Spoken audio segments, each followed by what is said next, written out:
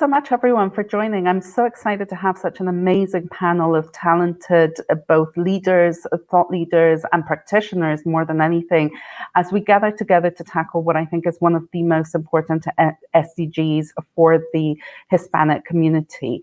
SDG 8, which is about promoting sustained, inclusive, and sustainable economic growth, full and productive employment, and decent work for all, is going to be the subject of our discussion today. And I believe that we all have some really interesting insights to share. I'd really like to start off by opening our conversation by setting the scene. You know, the COVID pandemic has really shone a light on what decent work actually means for not just the Hispanic community, but communities of color and overall just the workforce, particularly those frontline workers. So many of us have stood out on balconies and have started clapping and really just kind of started recognizing the contribution and the value that they bring to our societies. But I think the challenges are multiple, and I really wanted to kick off by, Marcela, asking you about your research. I mean, you've been cited in the New York Times just last week. You had the Brookings initiatives around the workforce of the future, and you've been looking at those trends in the labor market since way actually before the crisis. In your opinion, what's been happening to workers, particularly those that start in the low-wage occupations, and how has the COVID pandemic affected their job prospects? Thank you, Judit, and it's really great to share this conversation with folks in this panel who are on the front lines of improving workers' lives. So the article by Eduardo Porter in the New York Times featured these really real-world stories behind our data that show the challenges of today's rapidly shifting economy. So if we look at today's hardest hit occupations, from waiters to teachers, they don't usually transition to the jobs that have been growing in recent months, like software engineers. So we actually, when we're looking at the absorption capacity of growing jobs in the US, we are at the lowest point in 2020 since at least 2004. And the reason it's important is that it's not just a COVID-induced blip, right? It's on top of trends that have been making it harder and harder for workers to escape a poverty trap. So even before the pandemic, we were looking at a shrinking middle class, at 44% of the workforce defined as low wage, making less than $16 on average. And aside from a recent blip before this big recession, we had seen wage stagnation at the low end of the labor force for almost half a century. And our research had shown that people in that lowest quintile of workers making between $10 and $15 an hour are the ones who are churning the most without seeing much wage gain. So we had been seeing this polarized labor force who have separated into these two tiers, of high-paying, high-skilled jobs that have security, benefits, and stability, and the second tier who lack the social networks, resources, and knowledge of how to move out of low-wage work. So even when we were at 3% unemployment, we knew that any shock was likely to hit the most vulnerable in the second tier with increased severity. But we were not expecting the size and the nature of the shock, which was also a double whammy for vulnerable workers that are clustered in a few industries, like the face-to-face industries, which unfortunately are also the industries where the workforce is predominantly Hispanic. Wow, a lot of interesting food for thought, and really what I'm going to take from that is that these are systemic issues that we really need to be taking the time and place to think about, not just the challenges, but also how we approach solutions. And hopefully we'll come to that later in the conversation.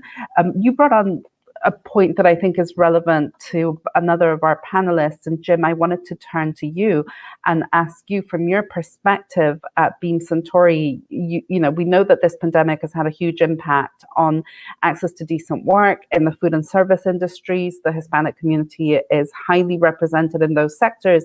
And yet we know the food and service industries were particularly hard hit from March onwards. Beam Suntory has been working closely with bar and restaurant owners and indeed with service workers nationwide.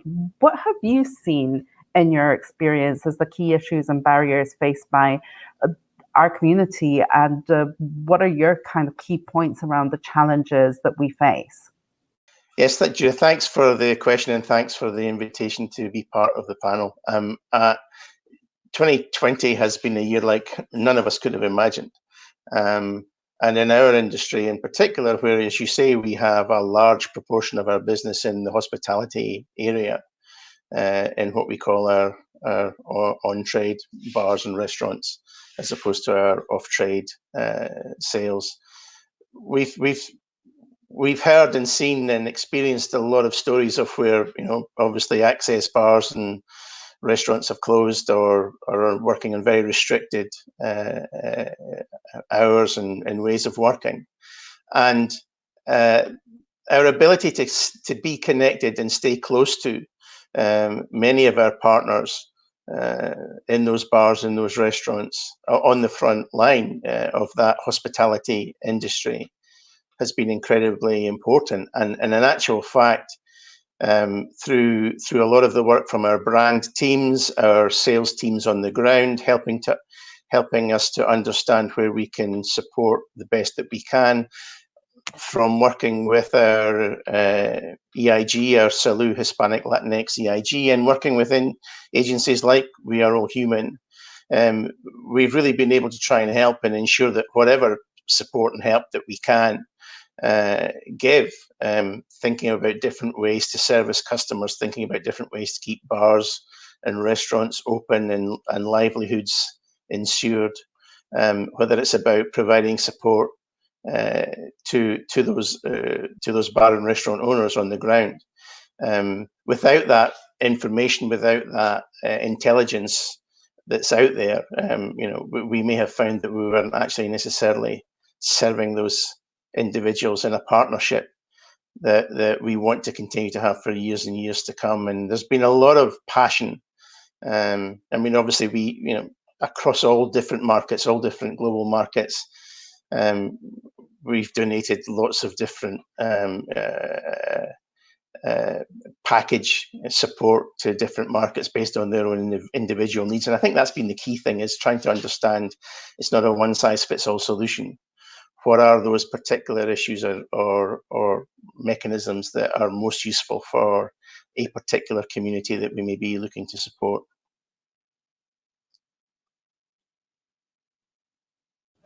Thank you so much, Jim. And I think, you reminded us that at the end of the day, we're also talking about human beings and individuals. And I'm going to be very curious as we continue the conversation to figure out how we're bringing out those individual touch points about, as you said, staying connected. Carolyn, I'd love to turn to you next and really focus a little bit on, micro, small and medium business owners and enterprises. We always hear the fact and the figure about how it is those micro, small and medium enterprises that are the motors of the economy, the drivers of the economy. And yet it's precisely that sector, in particular also women-owned companies and small women-owned companies, that were particularly hit during the pandemic. And entrepreneurs, of course, obviously also were negatively impacted. From your experience in HelloAlice and the amazing work that you do there, what do you think are those kind of like issues and barriers that we need to be taking into account as we move into our conversation and further action later on? Certainly. Over at HelloAlice, we support over 300,000 small business owners with a focus on minorities and small business owners that have been traditionally underrepresented in the small business spotlight. And we did a lot of data gathering. Everything that we do to support these owners is intended to be implemented at scale and really driven by the data that we're learning from these owners.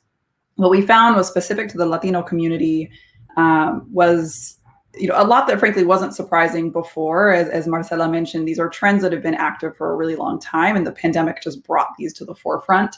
The first being that most of these business owners are starting with less capital than their counterparts. And so when we look at the fact that many of them had less than 30 days runway to start when the pandemic hit, they needed cash and they needed it fast. Yet we know from PPP and EIDL loans, Latinos were actually among some of the lowest groups receiving these loans. They didn't have the relationships with their bankers that they needed. They didn't have access and knowledge. There was a lot of fear. There is a lot of fear in the community around the banking system in general, because there's been a lot of bias and a lot of evidence of higher rates and predatory lending and a lot of these things that have just created distrust among financial institutions with the Latino community. Our data showed that 71% of Latino-owned businesses only needed $10,000 to $25,000 to survive, but they needed it in less than 30 days. And so many of these companies have closed. What we've also seen, based on what Jim said, was that many new companies are starting because a lot of people are being pushed out of the traditional business ecosystem. And so while they're continuing to look for jobs, they're starting side hustles at increasing rates. And so we are seeing an emerging group of entrepreneurs start to come out of this. And the great thing about the Latino community is that they're incredibly resourceful and incredibly thoughtful about how they're building these businesses. So they're doing more with less. But again, we're seeing just a little bit of money can go a really long way with this community. Thank you. That's really interesting, and I want to hang on to that thought about the little bit that can go a long way with a community, and hope that we can probe into what exactly is it that we can do in our next segment. Alana, nurses have really become the faces of this pandemic. We've had people go out into their balconies, into the streets and clap. But yet on the other hand, we know that it is actually minorities that make up the majority of nurses. And from that, there's nothing more than a frontline worker than a nurse when you're talking about the COVID pandemic. And on the other hand, we've all heard about PPE shortages, extremely long hours, the overwork, and just the emotional toll of dealing with this unknown and uncertainty that has come into our lives. We'd love to hear from your perspective on the nursing profession. What do you think are those challenges, and how do we tackle them, particularly when we need to address it for those people that are keeping us alive? Sure. Good morning, everyone. Again, my name is Alana Cueto, and I represent the National Association of Hispanic Nurses, and I'm really happy to be here today in speaking with you in regards to this theme. So what we know about the profession of nursing is that it's comprised primarily of women, 4 million nurses across the USA, of which only 6% are Latinas. So NAHN, the National Association of Hispanic Nurses, which was founded in 1975 under the premise of creating a pathway to promote leadership for Hispanic nurses. But since then, we have evolved and currently have a dual mission.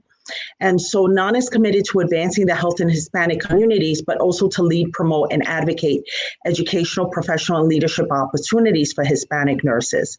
So built into our mission are certain objectives that include representing as the voice and action the number of licensed Hispanic nurses in the U.S., identifying the barriers to quality education for Hispanic nursing students, and recommend appropriate solutions to state, local, and federal agencies. And we know that nursing has a dual role. So we have the clinical role at the bedside, but we also have the advocacy role, not only to advocate for our patients and their families and what lends to, as a result of that, advocating for the community, but it's also advocating for the profession of nursing. And so being thrusted in the forefront, especially in the year of 2020, which was designated as the year of the International Nurse and Midwife. And so believe me, we had no idea that this is what they meant when they said 2020 would be the year of the nurse. But being thrusted in the forefront and not having the necessary supplies, equipment, and resources that we needed, not only to care for ourselves and protect ourselves, but to be prepared to care for the influx of patients in the community that we would be caring for. So some of the things that NAHN took on was we did NAHN on the Hill back in February. We also contacted by way of policy and white papers and statements. We sent letters to Congress. Because we represent 49 chapters throughout the country, we were able to really build a coalition around advocacy for the profession and to extend ourselves to collaborate with other nursing professionals like the National Black Nurses Association. We know that the communities that were most impacted were the Native American community, the Black community, and the Hispanic communities. But we can't tackle that alone. So we knew that we had to work across the table and serve as one unified voice because we would make a greater collective impact in that way. Thank you. Thank you so much for sharing that. And, Carolyn reminded us that resourcefulness is one of the great strengths and traits of the Hispanic community. And we've certainly seen resourcefulness across all of the sectors that we have touched on now. So I wanted to just kind of take us into thinking about, before we move into really trying to tackle those solutions and those reminding us about the need to be action focused. In your mind, what have been some of the best examples that you've seen come across what have been terribly, 2020 has been a very challenging year, but on the other hand, we've really seen the surge of community and the surge of some best practices because we've been forced to think about them. So maybe Alana, we can stick with you and kind of carry on in that top line of nursing. We've heard a lot about just how things have had to adapt. What do you think in your mind are some of the things that you have seen and the best practices for promoting decent work, particularly when no one really knew how hard nurses really work? Okay, so as per the UN, right, the key role of decent work for all in achieving sustainable development is highlighted, right, in goal number 8, which aims to promote sustained, inclusive, and sustainable economic growth, full and productive employment, and decent work for all. So for us, for the National Association of Hispanic Nurses, again, it's about advocating for policy changes and perspectives, right, related to Hispanic healthcare needs, both at the local, the regional, the state, and federal agencies in order to impact the allocation of resources for the Hispanic population. Our nurses that have terminal degrees, that they have their masters and PhDs, they're disseminating research because science, right, is based on evidence-based practice, and nursing follows in that pathway. So it's about disseminating research findings and policy perspectives related to Hispanic healthcare needs.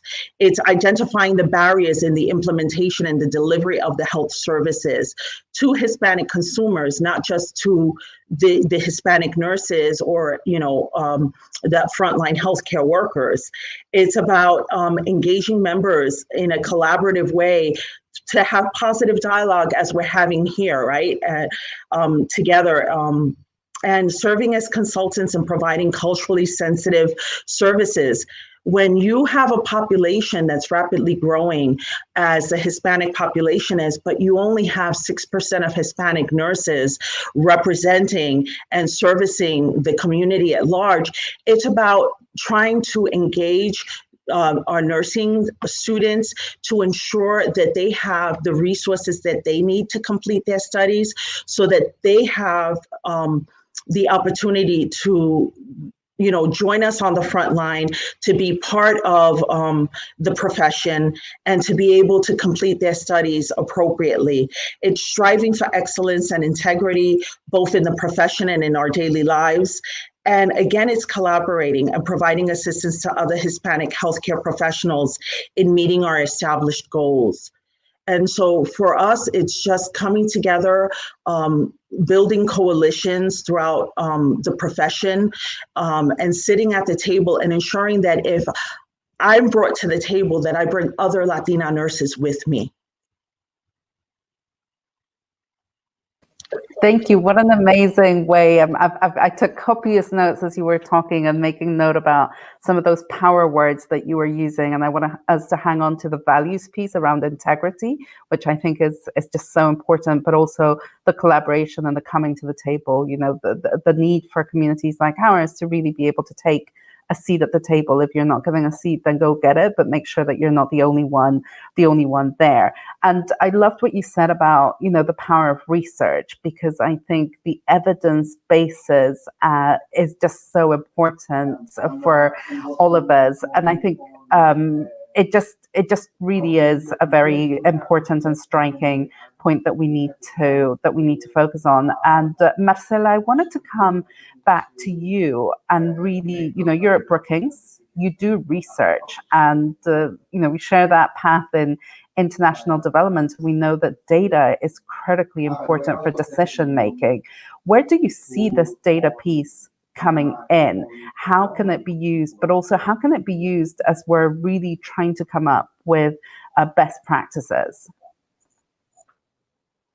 Thank you, Judith. So, you know, unlike what we'd like to believe in the think tank world, you know, data is rarely the answer to real world problems, but we do think it can help, and mostly to give people, companies, policymakers, right, the data to invest more boldly when it comes to workers. So at, you know, the end of the day, we want to increase the number of good jobs and workers' ability to access them and move up in their careers, right? So we know that mobility has become increasingly difficult for some workers, and it's different for every occupation, industry, gender, race, and we want to maximize those possibilities of people to move up. So one of the things we recently launched is this online toolkit where we present data of over 200,000 job-to-job transitions in the last 20 years. We include resume data to create a mobility index for every occupation, postings data, and demand data to understand what's happening in the labor market.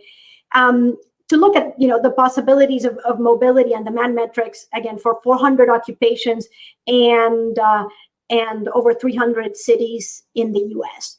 So this mobility pathway tools hopes to provide data that around sometimes infrequent but realistic pathways out of low-wage work.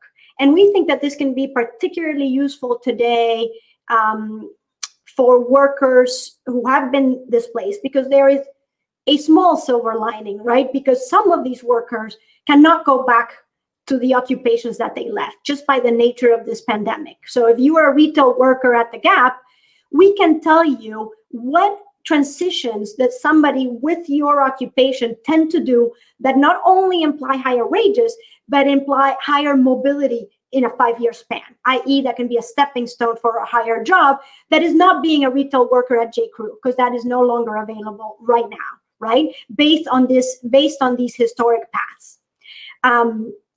And again, that provide not only wage, but mobility. But for companies, we also hope that this can be a tool that can help them look beyond the usual suspects for an in-demand job. So if you are looking for, you know, network administrators, an in-demand job, sure, other network administrators could be hired for that job, or software engineers. But what you might not know that our data shows is that printer repair people also can successfully transition to this role, right? So that it can give you a pathway and the confidence for training, retraining, and upskilling, so that you can use your own workforce or provide opportunities for others to, again, move up and fill in these the ranks of in-demand occupations. So, you know, we're hoping that this tool can you know, induce more intentional labor market transitions and policy design, even at the city level, when you're trying to create a competitive workforce, and end up with a less friction, or a more frictionless labor market. Congratulations. I can't think of a more useful tool for us to have right now. Jim, sorry, go ahead, please. Sorry, and if you Google just Brookings Mobility Toolkit, you can find it. Thank you. And I was actually going to say that we will ask the organizers to make sure that we actually send the exact link. Google is fantastic, but we'll share the exact link with participants so everyone can actually figure out how to use it. And Jim, turning to you from the private sector, I'm hoping that this kind of research that Marcela has just mentioned is exactly the kind of stuff that is useful. But as I ask you about, what have you seen come out from this year that may be helpful, I'd like to dwell a little bit as well about the role of the private sector, in particular because the 2030 agenda and the Sustainable Development Goals are actually a landmark for the UN because they recognize that we're all in this together and that the private sector can play an equally big contribution as governments can. And in fact, it recognizes that governments can't and shouldn't do this alone. So would love to hear your take on the private sector's role. Yes, thanks. I mean, I was scribbling down as Marcela was talking there, and thinking, yeah, I'm going to have to look into the mobility toolkit. It sounds fantastic, and I think that's part of our ongoing journey as our organisation to ensure that there's a kind of a simple equation of saying, look, our workforce should match our consumer and our bases and our community bases. But therefore, we need to probably change some of the ways that we've gone about identifying, finding talent and hiring talent and being clear about what talent you want and where you want it. And looking at different sources and resources and broadening our net further and educating our managers on where they might, the spirits industry has been a very traditional industry where there's a sense of, you can't get into the spirits industry unless you have spirits experience. Well, of course, if you always do what you've always done, you'll always get what you've always got. And that's been part of our challenge with managers and educating them to say, but the world is changing, our consumers are changing, their needs are changing. How do we think about how we support and serve those consumers and those customers? One of the things that has come very much from our Japanese owners now is the concept of Gemba, and Gemba is really about going to where the action is and understanding what's happening on the ground, and reflecting that and taking that back in terms of how you develop solutions. Well, that could be as simple as going to a bar or a restaurant and talking to the bartenders as to what's happening and what the trends are and how to build those back into your thinking on brands and so on. But really that the role of the private sector to be able to cut through maybe quicker, understand what's possible and act quicker to get to a new and different solution is something that we've been thinking about for a few years, and this year has really brought it into sharp focus. I think that there's also something that's been on my mind in this past year, given everything that we've had to deal with, is the degree to which our employees now are looking at us with more focus, even on providing some kind of leadership and stance on the world, and making sense. How can we make sense of the world and not relying on politicians or not relying on other leaders, but really saying, whether it's in response to social injustice, whether it's in response to COVID, future of work, how are you going to keep me safe, and so on, that employees much more now are looking at their leaders and organizations to say, we need you to tell us what our position is on this. And we know the trends are telling us that more and more people, and even in a normal world of work, are choosing their employers very carefully, just as consumers are choosing where they buy their products from very carefully. So we have to be in tune with that. If not, we're not serving our business, we're not serving our consumers and our customers or our employees as well as they would like us to. No, thank you so much. I mean, I come from a consulting business, and definitely that's one of the things that we're seeing is that, you've got to be authentic and you've got to walk the talk, but the corporate sector is under more scrutiny, and that, scrutiny of representation is also one of those important things. So this is particularly why I value the Hispanic Summit, because it allows different sectors to come together and think about solutions.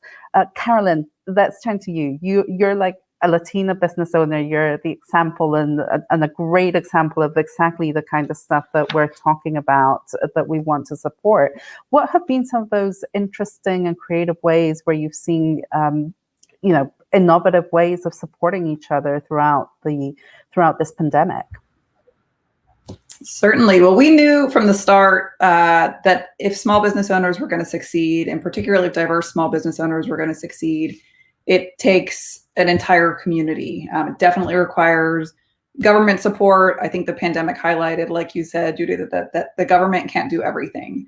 The private sector has really stepped up during this time, and it's been amazing to see how they're supporting small business owners. We've deployed already over $8 million in grants to small business owners, thanks to the support of the private sector. We have another $20 million in grants that are coming to small business owners. So a ton of money is being distributed through lots of different channels, which is great. And as I mentioned, that money goes a really long way to help these businesses survive. The other way is as individuals. We have seen the Latino community step up in a big way during this time to support one another.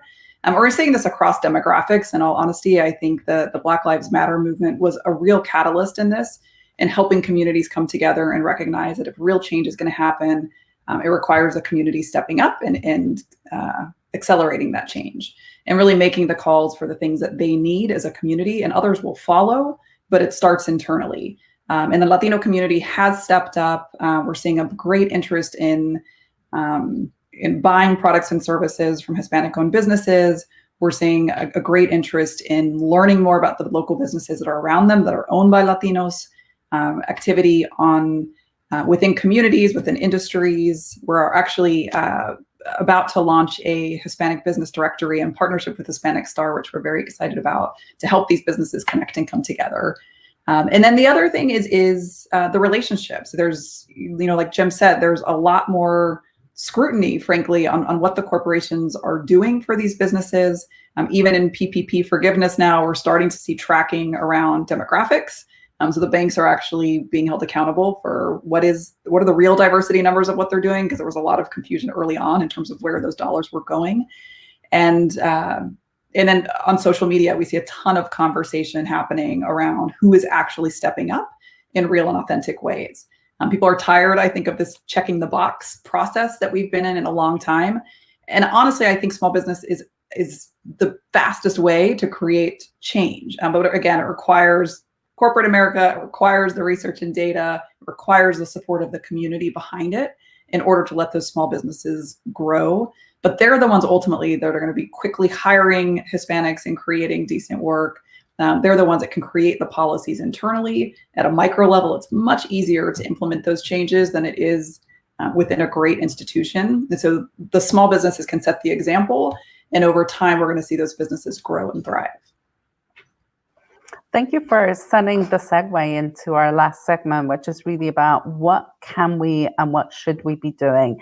This is about, this summit is all about action. It's about really making a difference. And I think you've all given amazing examples of this, particularly Carolyn. I really want to just highlight the fact that you talked about us as individuals and us as individuals in our different representations, be it at work, be it in the choices that we make as consumers, as voters. I think that's the perfect way of kicking it off. So final round robin, 1 minute each. Let's focus on actions. What should we be doing to really promote decent work for the Hispanic community? I think we're seeing that there's a number of conversations that are coming together. Marcela, we've been talking about the workforce of the future. What was digitalization? What were, the fourth industrial revolution and artificial intelligence going to be doing for us? And yet 2020 has been a year where we're also seeing we're having to go back to the drawing board. We're having, education has had a massive impact across our entire society. So if we have to reimagine a world where COVID may or may not be here with us, what do we want that world to look like as we come back better to make sure that we have decent work for all Latinos? So maybe we're going to start in a different order. Marcela, why don't you go first? Thank you, Judith. So yes, we've documented the problems, right? We know that Hispanics and Latinos have a mobility gap. For every 100 transitions that white men make, 57 of them are upwards. Among Hispanic men, that's 45. And it drops to 37 for Hispanic women, right? And we know that in part, this is because of occupational segregation. We are just not evenly distributed. We're concentrated in a few occupations, and those are usually the ones that provide the lowest mobility, right? If we make we're 18% of the workforce, we make 1.6% of the vets, 3% of chemical engineers. As Alana said, nurse practitioners are 2.6%. And this is the occupation that's supposed to grow 45% in the next 10 years by BLS, right? And then we see a mobility gap within occupations, right? Even if you're a health practitioner, that usually, when you switch out, you have 11% higher chance if you're white than you're Hispanic to move up, right? That's less in hospitality. It's more in, manufacturing or finance. So I think part of the question is, how do we show up in those underrepresented industries? And how can these mobility gaps be less about, showing the problem, but saying, what is it that we can do? What is going on in this industry, as Jim was talking about, that we need to look deeper into to understand what are the practices, how to increase our pipelines, how to change our, our mobility prospects across the board that can really make a difference so that more we can be more represented and more widely, but also change the practices so that people can be given a chance to move up. I think the last two things I would say that really can make a difference is, one, at the firm level. Like Carolyn said, Hispanics are hardworking and entrepreneurial. They have the highest participation rate in the labor force pre-pandemic, post-pandemic. So what we need is that they get a sense that the American dream is also working for them, right? And I think the two levers there are companies, that these mobility gaps can be a mirror so that they can change practices. We're working on new ESG metrics that can really not just talk about outcome measures, but really that pipeline of what can we do at every level, particularly at the entry level, to broaden and then help people move up. Because the barriers are sometimes perception. You need to see that others like you have succeeded, and sometimes very tangible, right? Supporting people who have family and time and financial constraints. And second, I think it's the policy question, which is knowing that some of these occupations are really still kind of dead ends. The quality, the minimum protections need to be available in those occupations until we solve that mobility trap, right? Minimum portable benefits that stay with you through time, and healthcare. And I think all of these are within our reach and worth fighting for. Thank you. Healthcare. Alana, what do you think we need to do? Okay. Well, I believe that since nurses have been thrusted in the forefront, we need to leverage our voice. And we need to do it in a unified fashion. We need to strive to increase a diversity in the workforce, to increase the numbers of at least at minimum BSN prepared nurses. We need to nurture and we need to mentor our nurse members, because representation matters. And I think Marcela said this, right? You need to see others have succeeded and are in these roles. And so we need to see faculty that look like us, that are Latinos, that are in those roles that we strive to be in. We need to see nurse practitioners that look like us, that are in those roles, or PhD prepared nurses, right? So that we know that we too can also achieve those goals. We need to share knowledge, skills, resources, that we're working toward developing not just a nurse, but nurse leaders, so that we can increase the number of representation at the table. We need to effectively impact the healthcare well-being of our communities, and the vital role of women, and the need for their full and equal participation in leadership roles, especially in areas of sustainable development. As the African proverb says, is if you educate a man, you educate an individual, but if you educate a woman, you're educating a nation. And so for me, that holds true, because nursing is primarily a female-dominated profession. Absolutely. Carolyn, over to you. We know that women make up a lot of the micro, small, and medium business owners and entrepreneurs, but what do you think we should be doing? Again, the greatest thing we can do is, I think, take a small business under your wing, spend your dollars there, promote and amplify what they're doing, connect them to resources. If you're at a larger corporation or institution, connect them to the resources that can help them grow. They need support and guidance at the end of the day. And we know the two greatest gaps are access to capital and access to customers. And if we can help solve either of those two or both for a small business owner, we're helping to push the future forward. Thank you. And that seems like perfect transition. Final word from you, Jen. Thank you. Some great points. And again, I'm scribbling furiously here as everybody's talking. I think there are many things that we can do. I think, again, just from an internal perspective, how are we talking about our talent? How are we performance reviewing our talent? Do we have an inherent bias in some of that language? So how do we change that and make sure that we're educating our managers and our people on how to do that well? Remove assumptions. As we do all lean into the future of work, what opportunities does that give us to think differently about what the world of work looks like, and change some of those perhaps old principles around having to be in an office, having to be in a very specific location. We have the opportunity to maybe do something different around that. And then the other thing I'll maybe end on is to come back to something where I started, which is we know that we don't have all the answers.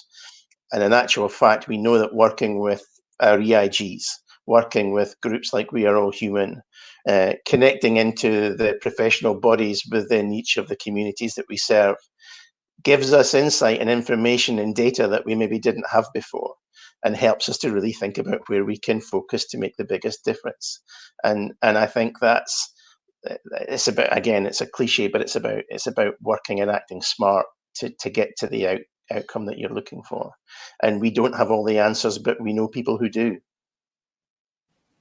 Thank you. Perfect end. And I really want to encourage all of us, this is the beginning of a conversation, encourage the participants in the Hispanic Summit to continue engaging. For those of you that are available, let's take this on to not just platforms like LinkedIn, where we can continue to share ideas, but let's also go beyond and make sure that we're focusing on the action. And once again, thanks to We're All Human for really bringing all of us together and serving as a platform that will enable us to translate this into action. Thanks to all of you.